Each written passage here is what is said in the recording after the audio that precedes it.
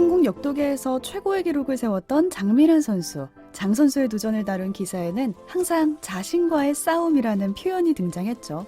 다른 누군가와 경쟁하는 게 아니라 어제 나보다 더 좋은 기록을 세우기 위해 매일 몇만 킬로그램씩 무게를 드는 훈련을 했다고 하는데요. 혹시 여러분도 어제보다 더 나은 나를 꿈꾸며 하고 있는 공부 있으신가요? 오늘 책플릭스에서는 김영민 교수의 공부란 무엇인가와 함께 보면 좋은 작품들 추천해드리면서 우리의 삶과 성장에 대한 이야기 나눠보도록 하겠습니다.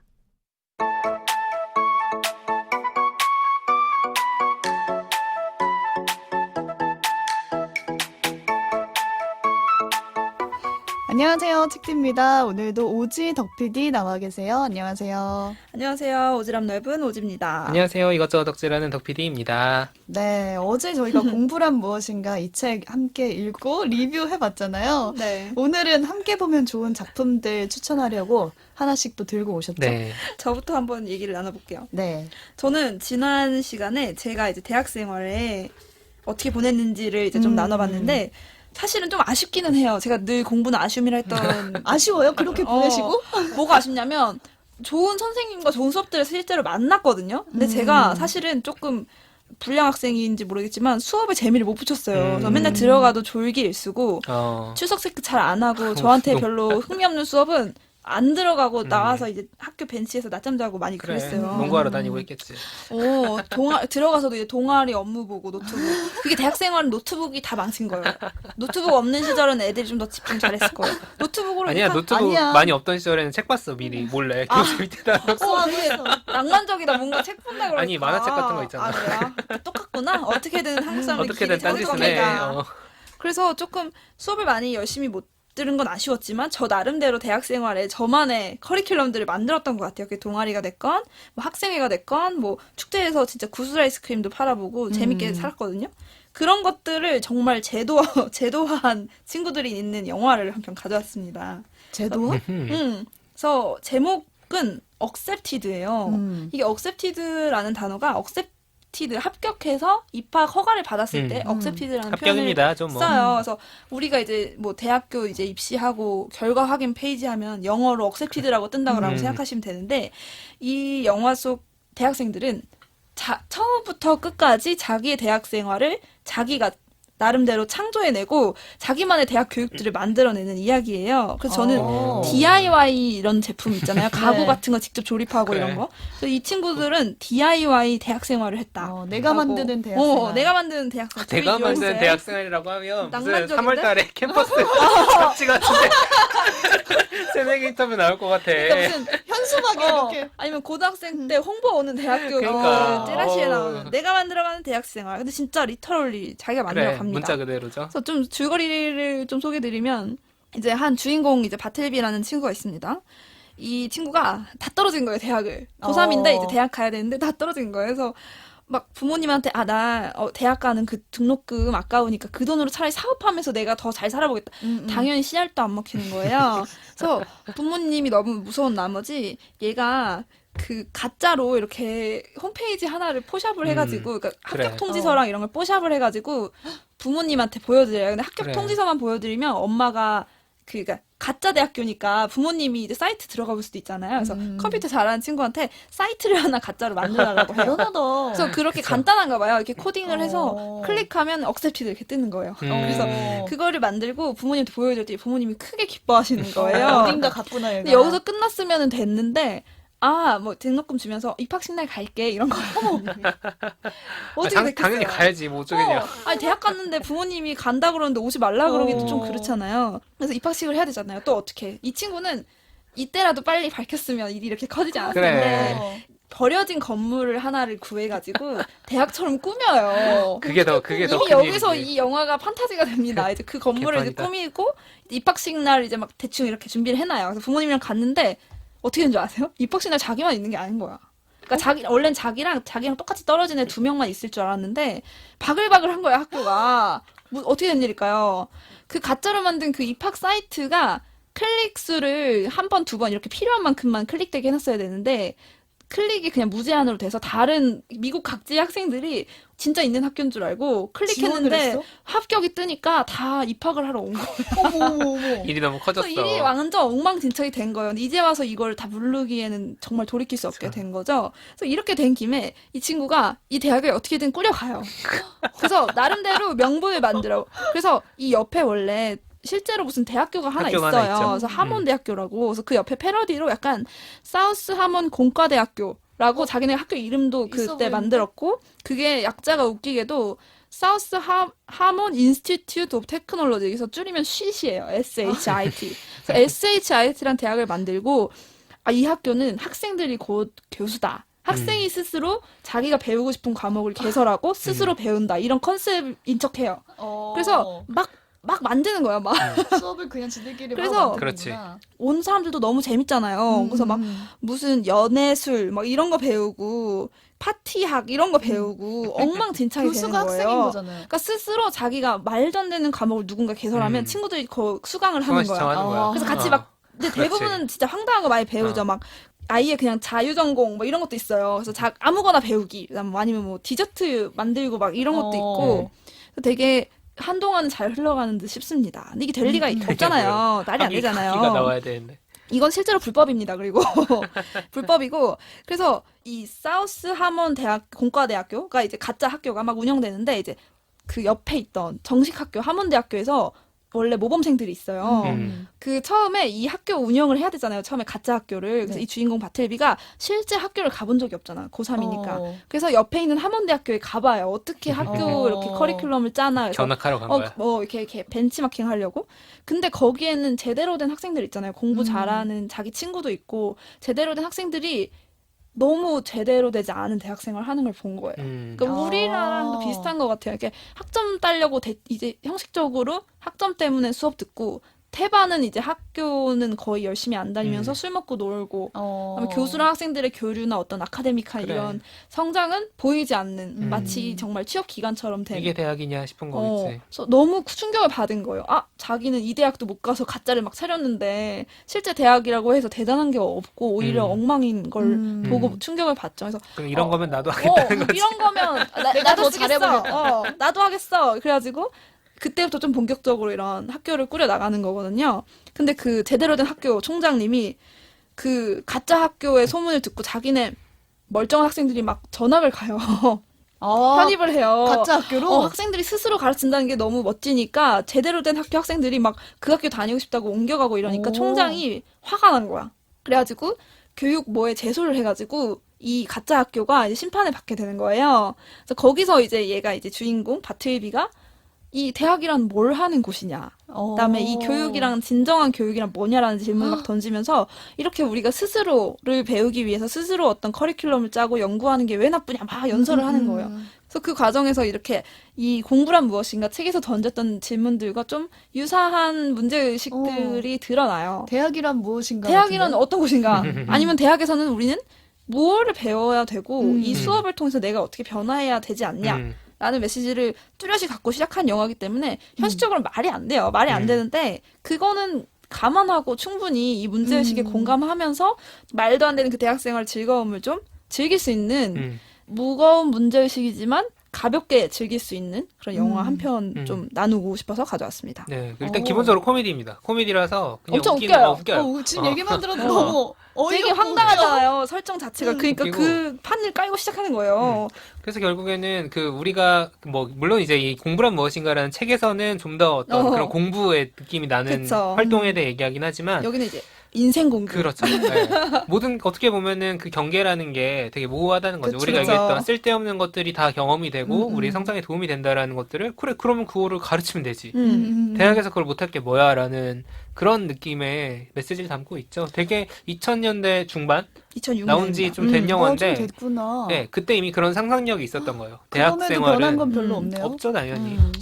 실제로 신촌 지역에서 자유롭게 자기가 원하는 과목을 신청해서 일정한 수요가 모이면 같이 개설해주는 그런 시민 교육 기관들도 있고 실제로 이런 커뮤니티들에서 우리나라도 역시 자유 커리큘럼으로 뭔가를 같이 배워보고자 하는 그런 움직임들도 있는 걸로 알고 두 분은 약간 이런 대학에 만약에 다녔어. 내가 이 쉿 학교 들어갔어. 쉿.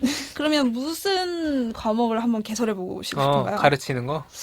자기도 배우고 같이 가르치고 이렇게 배울 수 있는 학문이 있다면?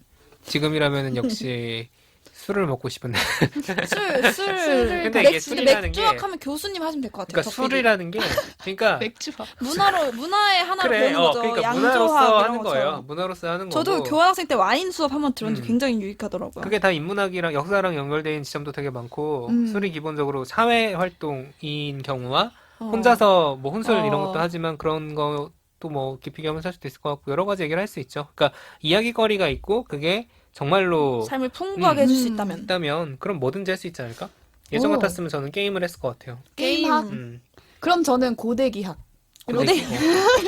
고대까지 들었을 때는 고데기. 고대에 뭐가 나올까? 엔션트 고데기? 고데기. 고데기라는 기가 이거 있나? 중요해요. 삶에 진짜 중요한 기술이에요. 이거 질이에요. 매일매일 고데기 출근길에. 하는 거, 뭐 이런 거. 저 이거 고데기 하다 막 목 화상 많이 입었거든요. 병원 가고. 그러니까 이게 되게 그 차이인 것 같아요. 기본적으로 대학에서 학문으로 인정받는 것과 그렇지 않은 것의 차이가 있고, 그거는 사실 뭐 막 무너뜨리자라고 쉽게 말하기는 어렵죠. 왜냐면은 그 학문들이 형성해온 역사가 있으니까. 그렇죠. 근데 당연히 정규적인 어떤 아카데미와는 다른 어떤 그쵸. 공부기 때문에 조금 진지하게 막 볼 건 아니지만 이것도 인생에 도움이 되겠는데. 그래. 그러니까 저는 오히려 그게 대학이란 무엇인가라는 질문이 아니라 공부란 무엇인가라는 질문을 던지는 영화인 거죠. 맞아요. 어떻게 보면은. 맞아요. 그러니까 대학은 대학 나름의 룰이 있으니까 그렇게 굴러가는 거고. 근데 그럼 진짜 공부는 뭐야? 너네가 그치. 캠퍼스에서 그렇게 뭐 형식적인 수업을 듣고 취업 준비하는 게 공부야?가 돼버리면은 다를 수도 있겠다라는 생각을 할 수 있는 영화인 거죠. 그 옆에 학교 멀쩡한 학생들이 이 학교로 전학을 오잖아요. 편입을 한다고 하잖아요. 거기에 좀 답이 있지 않나 싶어요. 그러니까 왜 갔을까 생각을 해보면 진짜 공부는 이 가짜 대학에서 하고 있다고 생각했기 그러니까. 때문은 아닐까요? 대학에서 어떤 삶을 좀 꾸려가고 싶은지 혹은 지나오신 분들이라도 그 시간을 대학이란 혹은 공부란 어떤 게 돼야 되는지 조금 생각해볼 수 있는 지점이 있는 영화 추천해드립니다. 그러니까 굳이 좋네요. 학교에서 할 필요 없다라는 것도 큰 것 같아요. 제가 이제 평생교육 전공했다는 얘기 어제 말씀을 드렸는데, 지역에 있는 평생학습관, 뭐 도서관, 뭐 이런 데서 이런 식의 강의 프로그램이나 체험 프로그램 되게 많이 하거든요. 맞아요. 네, 그런 것들이 사실 다 우리 삶을 풍요롭게 해주는 거죠. DIY. 책플릭스에서는 청취자 여러분들을 위해 커피 쿠폰과 책 선물을 준비하고 있습니다. 팟캐스트와 팟빵, 오디오 클립 게시판 또는 flix.pod@gmail.com으로 방송 후기나 사연 보내주시고요. 트위터와 인스타그램에서 책플릭스 계정을 팔로우하시면 방송 업데이트 소식과 다양한 이벤트도 확인하실 수 있습니다. 많은 참견 부탁드립니다.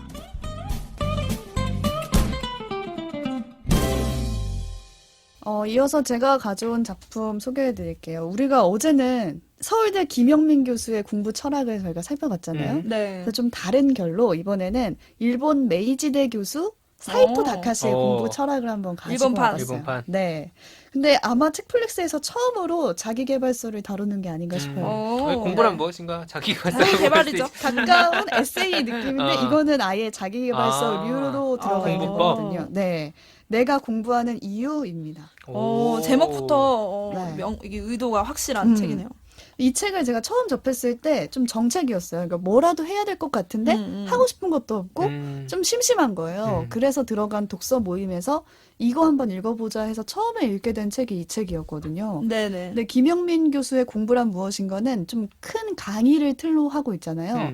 그래서 이제 에세이, 공부에 대한 에세이라고 저희가 말씀드렸는데 이 책은 조금 더 실천에 가까운 그런 의욕을 북돋아주는 책이라고 보시면 돼요. 그러니까 사이토 교수는 강의를 막 다니다 보면은 이런 질문을 많이 받으신데요. 어떤 위기의 순간에도 흔들리지 않는 내공을 키우는 법을 알려달라. 그런 것 좀 알려주세요. 전수해주세요. 이런 말들을 많이 받나 봐요, 질문을. 근데 여기에 사이토 교수는 당장 써먹기 위한 공부가 아니라 공부 그 자체를 즐기는 삶의 호흡이 길어지는 공부를 하라고 합니다. 예를 들어 이런 거예요. 요즘에 직장인들 중에 일본에도 샐러던트가 있대요.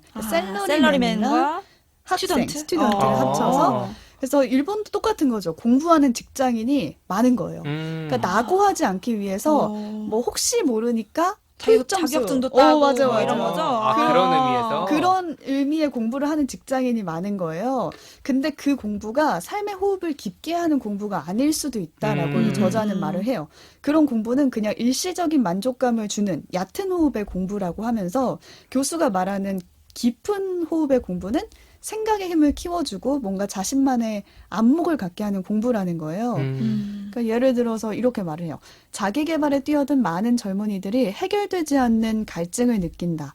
내가 공부를 하고 있으니 미래에 대한 불안도, 일상에 아무 의미가 없는 것처럼 느껴지는 허무도 사라져야 하는데 달라지는 게 별로 없다. 달라지는 것이 없다는 게 공부를 제대로 하고 있지 않다는 의미는 아닌지 초조함은 더욱 커진다. 이 악순환에서 벗어나려면 호흡이 깊어지는 공부를 해야 한다라고 하면서 문학, 철학, 사학, 뭐 물리학, 수학, 음악, 미술 이렇게 순수 학문을 공부하라고 하는 거예요. 근데 여기서 저는 네. 너무 추상적이고 별로 딱 봐도 재미가 없잖아요. 뭔가 이렇게 갑자기 내가 물리학을 배우기 시작한다는 게 와닿진 않죠. 그게 호흡이 깊어지는 공부라고 하면은 너무 당황스러운 거예요. 근데 그 뒤에 이어지는 문장이 이래요. 나에게 고민을 상담하는 젊은이들에게 이런 조언을 하면 굉장히 낯설어하고 어려워한다. 지금 내 고민을 해결하는 것과는 전혀 상관이 없어 보이기 때문이다. 그러나 그 고비를 넘기면 차차 내 안에 내공이 쌓이고 목적과 의미를 찾는 것조차 어려웠던 인생을 스스로 헤쳐나갈 힘이 붙는다는 걸 느끼게 될 것이다 라고 말을 하거든요. 약간 수영하는 것 같아요. 수영하면서 점점 발차기 하다가 호흡이 길어지고 이제 내 맞아. 삶을 물에 빠져도 안 죽어. 이 부분을 읽으면서 제가 기억난 선배의 말이 있는데 얼마 전에 제가 한 선배한테 공부가 뭐라고 생각하냐 이 주제를 우리가 다룰 거다라고 하면서 이제 저도 물어본 주변에 적이 맨날 있어요. 공부란 무엇인가 이 질문 많이 하고 다녔어요. 이게 뭐냐? 땡땡씨 공부란 뭘까요? 내가 싫어하진 이참에 않던가요? 정말 책플릭스 때문에 이상해졌다고. 근데 그 선배가 이제 대학교 때랑 이제 대학원 얘기를 하시면서 본인이 몰입해서 공부했던 그 이론과 인물들이 자기가 지금 현재 직면한 상황에서 때때로 대입돼서 생각하게 되는 게 있다는 거예요. 뭔가 어려운 상황에서 그때 그 사상의 인물을 떠올리거나 자기가 이제 공부했던 학문에 대입해서 자꾸 현실을 헤쳐나가는 거예요. 근데 그 얘기를 들으면서 제가 이 선배는 되게 든든한 지침서 같은 게 하나가 있구나라는 생각이 들었거든요. 멋있다. 근데 사이토 교수가 말하는 것도 어. 이런 게 아닐까요? 그럴 수 있죠. 관점이 생기는 것 같아요. 공부를 어. 오래 하면 세상을 어떻게 볼지를 조금 그 학문이 틀을 주는 느낌? 그리고 그게 어떤 방식이든지 간에 뭐 문사철 주로 얘기했지만 인문학은 한마디로 주로 인문학. 우리한테 언어를 주죠. 그러니까 바라보는 해석할 수 관점을 있는 그쵸. 그 언어를 그걸 주는 주고 이제 사학 같은 경우에는 뭐 간접 경험이니까 사실 그 전의 맞아. 역사를 통해서 하는 거고 철학은 아예 세상을 보는 진짜 그 방식 해석 도구 같은 것들을 더 직접적으로 주니까 그런 것들을 하는 게 딱 쓸데없는 것들이 그러니까 당장 돈이 되지 않는 것들이 취업에 도움이 되지 않는 것들이 내가 나아지는데 기여한다는 거잖아요. 맞아. 결국에는 그래서 되게 많은 사람들이 뭐 예를 들어 재소자들 그 예전에 감옥에서 만난 자를 셰익스피어 소개할 때도 그랬던 네. 것처럼 재소자들, 노숙인들 이렇게 좀 여러 가지 좀 애매한 어려운 환경에 있는 사람들도 인문학을 굳이 공부하는 이유는 그 사람들의 삶이 풍요로워지는 방법 중에 하나인 거죠. 당장 밥을 음. 벌어먹는 능력에는 인문학은 상관없을 수 있는 건데 그쵸. 그럼에도 그걸 가르치는 이유가 있겠죠. 단단해지는 그게 일종의 뭐 요즘에 사실 뭐 기독교계가 문제가 되는 경우도 있었지만 되게 존경받는 종교인들을 보면 목사님들이나 뭐 아니면 스님들이나 신부님 다 마찬가지죠. 그 일정한 경지가 있어요. 그게 이제 일맥상통하는 것 같아요. 어떤 분야에 대해서 정말 오랫동안 갈고 닦으면서 고민을 하면 그 사람은 어른이 되는 거야, 진짜. 어떤 경지에 도달하는. 맞아. 사이토 교수가 말하는 공부도 그런 거 같은 거예요. 근데 이제 우리가 보통 자기계발서를 보면은 어떤 위기가 닥칠지 모르는데 한 분야를 꼭 집어서 막 준비하라고 하잖아요. 그치, 미래는 그치. 이렇게 될 거니까 이걸 당장의 준비해라. 방법론. 그래. 근데 그거는 김영민 교수가 앞에서 말씀하신 것처럼 지적 사기꾼이라고 말을 하거든요. 너무 쉽게 무언가를 얻으려고 뭐든지 하고 해요. 쉽게 하려고 하면은 지적 사기꾼을 조심해라라고 말씀을 하시는데 그게 아니라 지금 당장은 배우기 어렵고 지금 당장은 쓸모가 없어 보이더라도 나중에 스스로 헤쳐나갈 수 있는 힘을 기르는 공부가 필요하다라는 음. 게 이 김영민 교수랑 사이토 교수랑 비슷한 일맥상통한 말을 하고 있는 게 아닌가 싶어요. 혹시 오지와 덕PD도 이런 호흡이 길어지는 공부가 있나요? 저는 외국어 공부할 때 그런 거 많이 느꼈던 것 같아요. 솔직히 어. 당장 몇 달 외국어 공부에서는 못 쓰거든요. 못 쓰지. 아무것도 못 읽고 솔직히 여행 가서도 그냥 영어로 하는 게 빨라요. 근데 그런 만져. 외국어를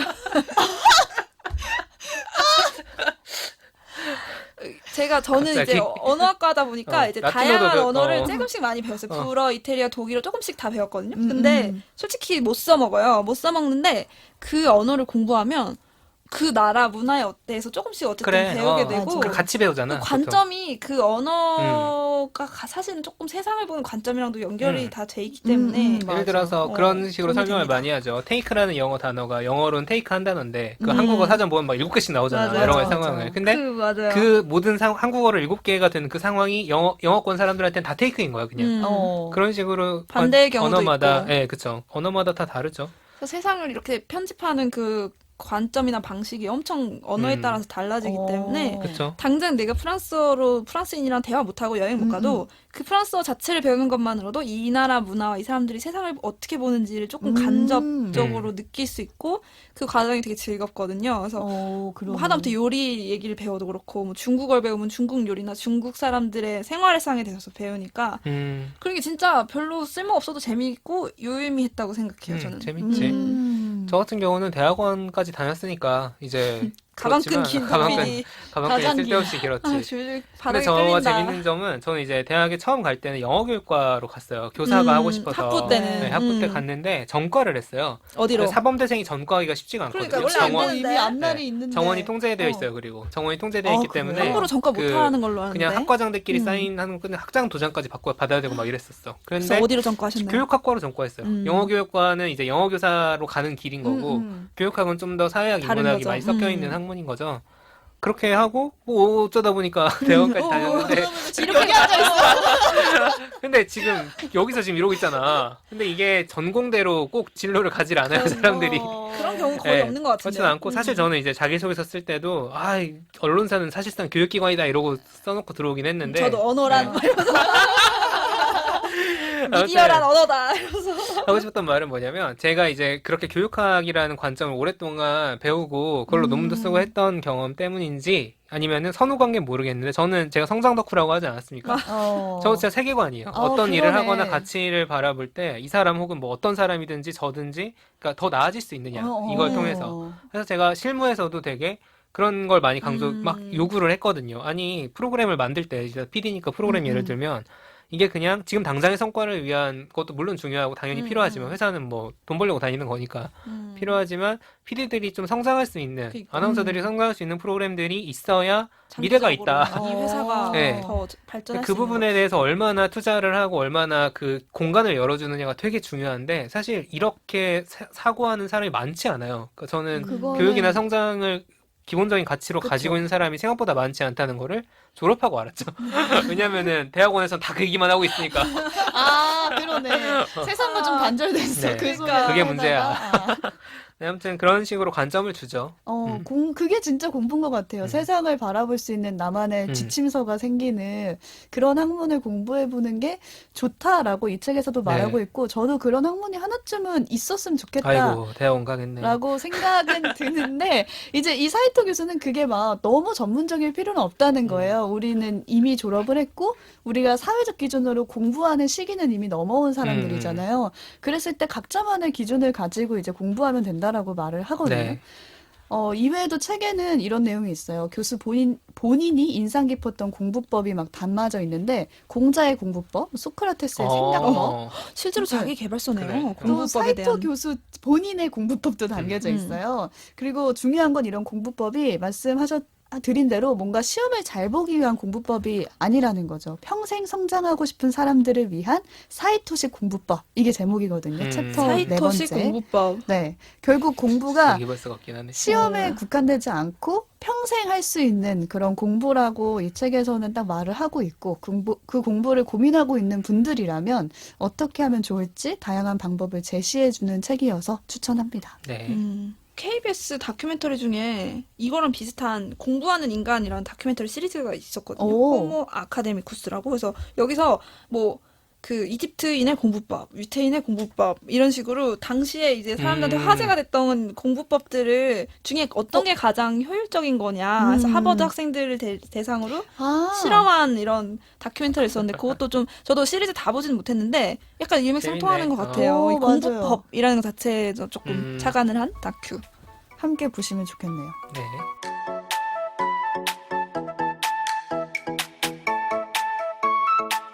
마지막으로 덕 PD 덕PD님. 뭐 가져오셨나요? 가방끈이 네. 땅에 끌리는 덕피디님. 그래서 어떤 가방끈과 전혀 상관없는 걸 가져왔어요. 자, 두 분이 좀 공부란 무엇인가에 대해 다시 생각해 볼 수 있는 작품들 추천을 해주셨죠. 그렇죠. 대학이란 무엇인가보다 대학이란 공부란 무엇인가. 무엇인가 쪽에 좀 더 가까웠던 억셉티드와 그리고 이제 공부법 소개해 주셨는데 저는 좀 더 이 공부란 무엇인가 책에서 짚어준 부분 중에 디테일한 부분이랑 관련된 작품을 가져왔습니다. 뭘까요? 네. 공부란 무엇인가 초반에 정확한 개념 정의에 대한 글이 있어요. 너무 정말 공감 100%, 200%. 그쵸. 오지 생각했어요. 그 부분 그래. 보면서. 그래서 정교한 단어 사용하는 거 정말 너무 중요합니다. 중요하죠. 이런 식의 설명이 나와요. 대머리를 정의해봐. 진짜 어려워. 한번 해보세요, 여러분들. 해보세요. 듣고 계시는 네. 분들 한번 해보세요. 제가 책에 나온 예시들의 흐름을 짚어드리겠습니다. 그럼 누가 대답을 해요. 반짝이는 거라고 하는 거야. 그 너무 웃겨. 이- 반짝이는 거요. 반짝이는 거는 근데 대머리 부수 현상이지 정의가 아니다. 아니다. 왜냐면 반짝이는 건 너무 많잖아요. 그쵸. 네, 너무 많지. 그럼 누가 또 대답을 합니다. 머리털이 적은 상태입니다. 그러면 얼마나 없어야 적은 거니? 얼마나 없어야 되니? 예를 들어서 머리털이 10,000개야. 근데 머리가 뒤에 몰려 있어. 크기가 2배인 아, 사람이 있잖아. 맞아. 머리 큰 아, 사람 맞아, 있고 맞아. 머리 작은 사람 있으니까. 그러면은 그 10,000개의 머리털은 충분한 것인가? 그쵸. 그러면은 이제 탈모의 상황으로 들어가서 몇백 개 이상 빠지면 대머리인가? 하루에 몇 개 이상 빠지느냐를 기준으로. 아니면 남들이 대머리라고 하면 대머리인가? 등등등 진짜 어려워. 온갖 종류의 생각해보면. 정의가 나오죠. 그러면서 이렇게 이 소위 탈모인들의 눈물을 양분으로 삼아서 굉장히 유머러스하게 훌륭한 비유를. 풀어냅니다. 김용민 교수 본인이 탈모가 진행 중이라고 하시면서 이런 개그도 하시고 아, 아무튼 중요한 건 정확한 개념 정의라는 거예요. 그러면서 뭐 어제도 얘기했지만 좋은 대학이란 무엇이냐? 수능 성적 높으면 좋은 대학이야? 아니면 뭐 취업률 높은 게 좋은 대학이야? 그게 아니라 대학 교육을 받은 학생들이 긍정적인 방향으로 변화하는 게 좋은 대학이다. 이런 식으로 이제 그 개념에 대한 이야기를 계속 하셨던 거죠. 저는 이 개념에 대해 생각해 볼 수 있는 작품을 들고 왔습니다. 개념. 2013년에 제작된 일본 영화 행복한 사전이라는 영화예요. 네. 제목이 알 수 사전. 있죠? 네, 사전 만드는 영화입니다. 사전. 세상에 그거는 사전 만드는 정의하는 사람들이 걸로 있어요. 들어가나요? 이거는 원제는 뭐냐면은 배를 엮다예요.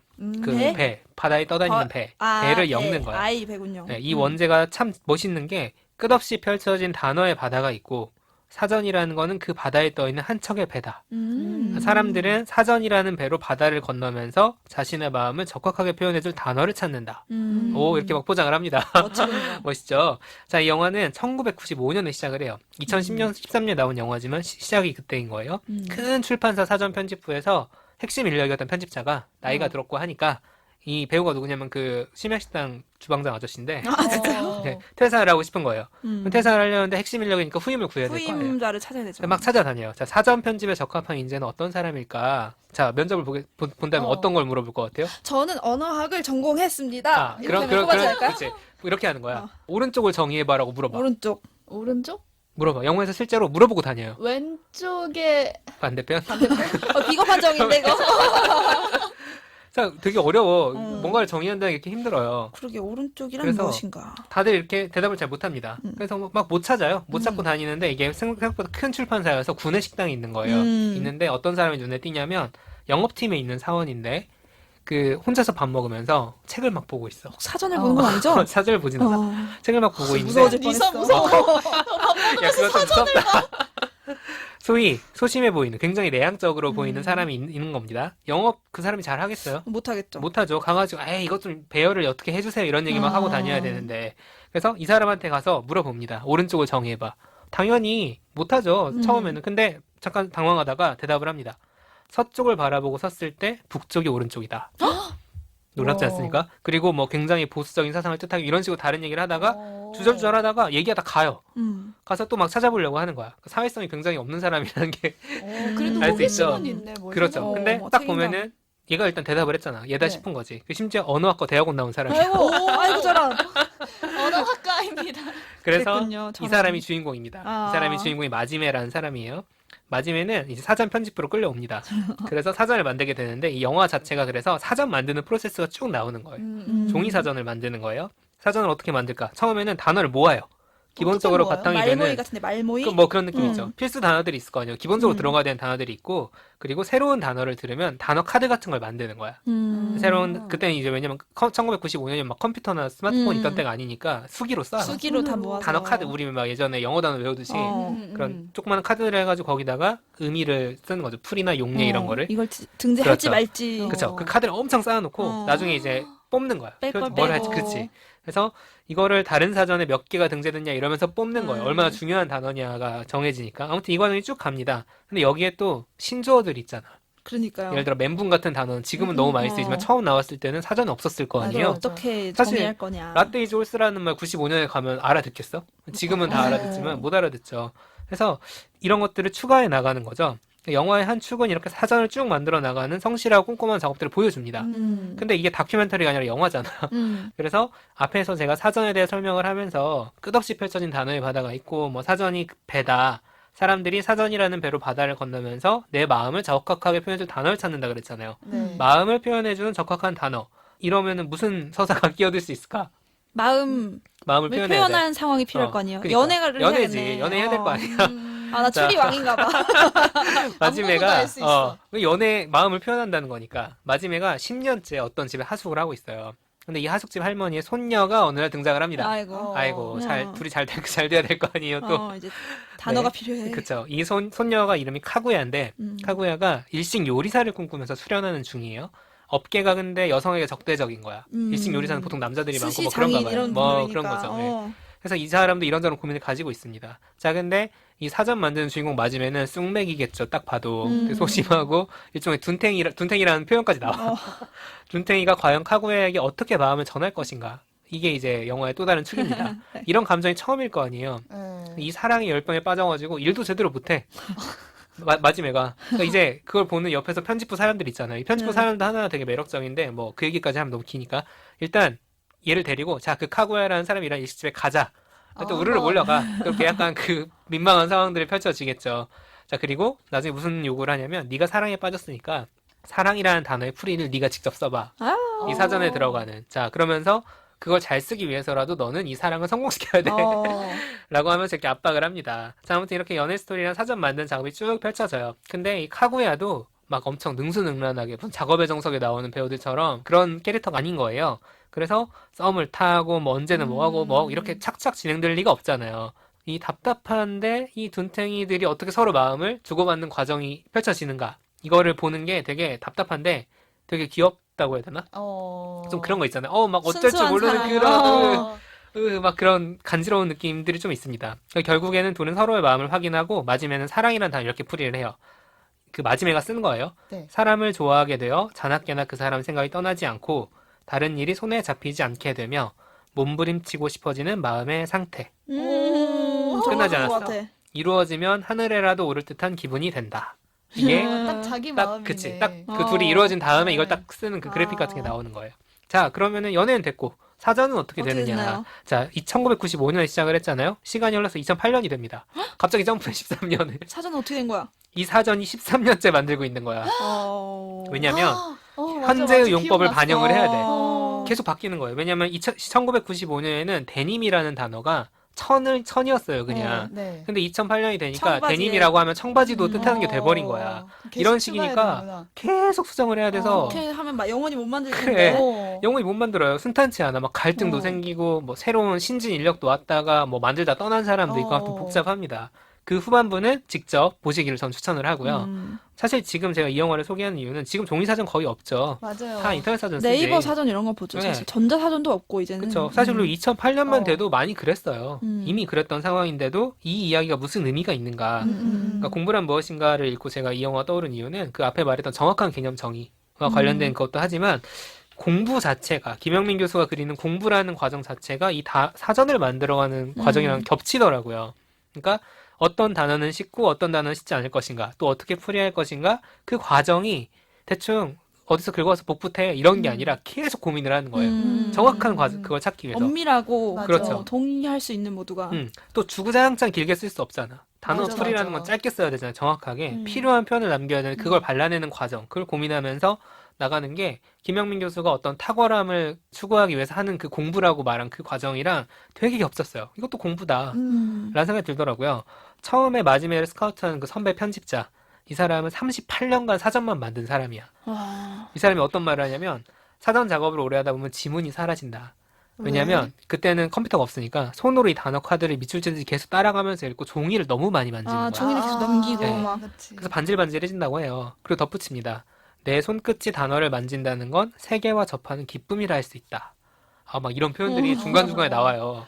공부를 한다는 게 저는 그래서 내 정신을 다듬는다 이런 것들도 결국 세계랑 내가 어떻게 만나느냐 그 문제 같고 그런 상황에서 이 태도 이렇게 성실하게 꼼꼼하게 고민하고 나아가는 태도가 잘 드러나 있는 작품인 것 같아요. 저는 그런 태도가 확실히 참 희귀해지는 시대인 것 같다는 생각이 들거든요. 맞아요. 그래서 더욱더 깊게 고민해서 길어낸 문장들이 되게 소중한 것 같고 김영민 교수가 이제 뒷부분에 그 인터뷰 내용이 실린 게 있는데 거기에 자꾸 이런 대외적인 활동을 하는 이유가 무엇이냐라고 했을 때 좋은 산문이 너무 적은 시대다. 한국어로 된 좋은 네. 산문이 많아져야 한다 맞아. 생각해서. 그런 얘기를 했죠. 신영철 평론가가 이런 얘기를 했었어요. 소설가의 문장이 뭐냐라고 했을 때 소설가의 문장이 무엇인지 고민 끝에 나온 문장이다 라고 하더라고요. 그러니까 그만큼 내가 소설가라면 이런 문장을 써야 되라는 치열하게 고민한 결과 나온 것이 소설가다운 문장이라면 그런 것들이 좋은 산문이 될 수 있는 과정이라는 거죠. 그렇게 치열하게 고민하는 과정이 되게 아름다운 문장, 뭐 리듬감 있는 표현 이런 걸로 나오는 거겠죠. 저도 사실 그런 글이 좀 더 많아졌으면 좋겠다는 생각이 들어요. 그래서 그런 태도가 담겨 있는 영화 하나 오늘 소개를 해드렸고 아쉬운 점이 좀 있습니다. 지루해요. 이게 사전 근데 이야기니까. 엄청 지루하진 않은데 잔잔해요 기본적으로. 제가 이 영화를 안 본 줄 알고 그냥 계속 보고 있는데 듣다 보니까 이게 본 거예요. 어. 근데 제가 이 영화를 잔잔해서 그냥 별 기억 없이 넘겼나 했는데 생각해 보니까 지루해서 그랬나요? 보면서 제가 핸드폰으로 봤거든요. 아. 근데 집에 가면서 사전을 샀어요. 아. 국어 사전을 샀어. 그럼 하는 그- 지성이야. 그거 우리 책띠는 이렇게 사기는 해. 책 근데 그림 책도 그때 사고 당시에는 이제 이 영화에서 한 단어 한 단어를 너무 중요하게 그래, 여기니까 이 뜻풀이를 너무 정확하게 잘 봐야겠다 이런 마음가짐으로 사전을 샀는데 사전을 찾을 일이 별로 없다. 없잖아요. 그치. 맞아요. 인테리어죠 이제 거의 뭐. 맞아요. 네, 그렇습니다. 그래서 제가 근데 이제 지루하니까 재미가 없다라기보다는 영상 ASMR 느낌이 좀 있어요. 그러니까 사실 맞아요. 우리가 저도. 되게 자극적인 걸 보기 힘들 때가 있거든요. 비밀의 숲 재밌지. 근데 계속 비밀의 숲만 볼 수 없잖아. 계란찜 먹어야 됩니다. 계란찜. 그럴 때 보기 되게 좋습니다. 그리고 좀 뭐 사실 이게 주인공 남성 캐릭터가 십몇 년간 사전 만든 얘기에 집중이 되다 보니까 여성 캐릭터를 비롯해서 주변 캐릭터들이 되게 평면적이긴 해요. 그런 게 좀 아쉽긴 하지만 좀 단선적인 되게 하나의 이야기에 집중하는 굵은 서사. 이게 장점이라고 볼 수도 있고 뭐 단점이라고 볼 수도 있는데 괜찮은 분이라면은 한번 확인해 보시면 좋을 것 같고 왓챠에서 보실 수 있습니다. 분명히 이거 보시고 나서 사전 사실 거예요. 저도 옛날에는 어렸을 때는 전자사전 없어서 종이사전 사전 많이 공부했었는데 있었어. 종이사전 저도 시간 많을 때는 읽었어요. 그러니까 그냥 이게 책 읽듯이 읽는 게 아니고 하나 단어를 찾잖아요. 맞아. 그럼 앞뒤에 무슨 단어 있나 이렇게 맞아, 보잖아요. 맞아. 그게 진짜 어휘 재밌지. 향상에 도움이 실제로 많이 음. 됐던 것 같고 인저버드를 공부하는 게 언어를 빨리빨리 배울 수 있는 그래. 그거여가지고 그리고 막 전설 같은 거 있잖아. 사전을 씹어 먹었다. 뭐 이런 찢어서 이렇게 먹고 막 외운다고 그러잖아요. 큰일 납니다, 기준한 여러분. 근데 단어를 엄밀하게 사용하는 거는 정말 100번 강조해도 정말 중요하죠. 중요한. 음. 그래서 저는 단어를 엄밀하고 정교하게 사용하려는 그런 일상적인 노력이 있어야 한국어가 잘 이렇게 그래. 풍성해지는 것 같거든요. 신조어 같은 것들 보면 되게 재밌는 현상이 많은데 저는 옛날에 완전이라는 단어 갖고 무슨 페이퍼를 쓴 적이 있는데 완전 옛날에는 완전히가 진짜 그냥 완전하다라는 의미의 부사로만 쓰였는데 요새는 완전히 매우랑 거의 동의어로 쓰이잖아요. 맞아요. 그래서 그거를 공부할 때 그걸 이제 뒷받침하기 위해서 용례를 이제 통계적으로 봐야 되잖아요. 그때 이제 말뭉치라는 프로그램을 씁니다. 그래서 말뭉치가 이제 우리의 발화를 크게 많이 모아놓은 빅데이터 같은 거예요. 그래서 거기서 신기하다. 이제 이게 검색하면 그 사용된 용례가 쫙 나와요.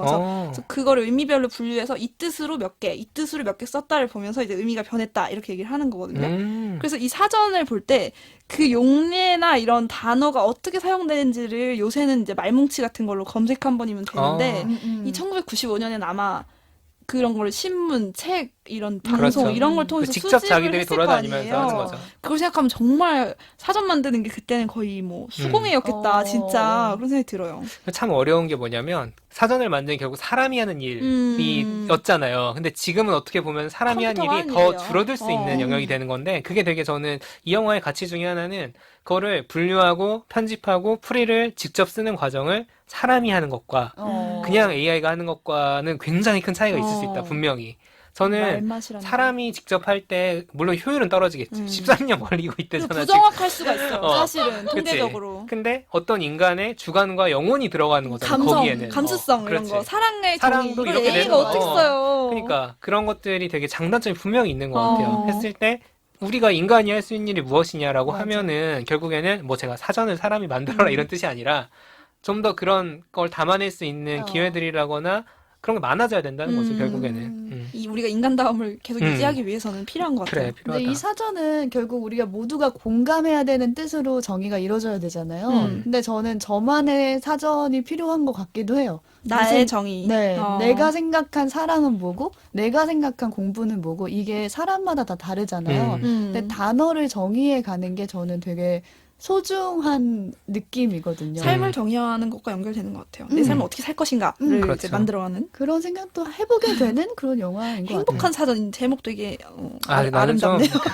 좀 그랬어. 배를 역다가 낫긴 하지. 듣고 나니까 약간 행복한 사전 좀 너무 근데 배를 역다라고 하면은 모르니까 많이 안 봤을 거야. 이 영화가 어떤 건지 감이 안 오니까.